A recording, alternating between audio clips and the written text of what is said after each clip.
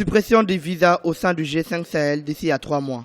Le 4 mars 2016, les ministres de la Défense et de la Sécurité du Burkina Faso, du Mali, de la Mauritanie, du Niger et du Tchad ont décidé, entre autres mesures, de supprimer les visas entre pays membres du G5 Sahel, le cadre institutionnel de coordination et de suivi des politiques de développement et de sécurité de la région du Sahel. Une mesure qui se fera dans les 3 mois à venir. Elle s'appliquera d'abord au passeport diplomatique, puis au passeport ordinaire. Depuis 1963, l'Union africaine a proposé qu'il n'existe même plus de visa entre les différents États membres du continent africain.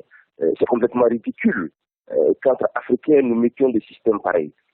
Pour revenir à la position du G5, il me semble que cette mesure aurait dû venir un peu plus tôt. Il me semble que cette mesure devrait effectivement aider, puisqu'elle vient pour renforcer la coopération entre les États.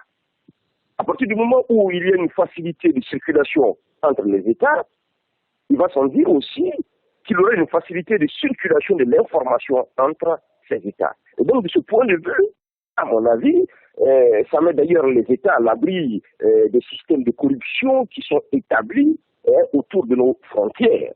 3 États membres du G5 Sahel sont aussi membres de la communauté économique des États de l'Afrique de l'Ouest. La suppression du visa est déjà effective entre eux. Dans le cadre de l'institution de la région du Sahel, l'objectif est simplement d'étendre cette mesure aux 2 autres États non membres de la CEDEAO. Le problème se pose juste pour le Tchad et la Mauritanie, qui ne sont pas membres de la CEDEAO. Sinon, la libre circulation est déjà effective entre le Burkina, le Mali et le Niger. La décision de supprimer les visas a été prise en marge de la mesure qui consiste à créer des groupes d'action rapides contre le terrorisme, et ce, à l'aide de la France, de l'Espagne et de l'Union européenne. Dans ce cadre, les États comptent implémenter en Mauritanie le Centre sahélien d'analyse des menaces et d'alerte précoce. Ils comptent aussi y ouvrir une école de guerre sous l'appellation de Collège de défense du G5 Sahel.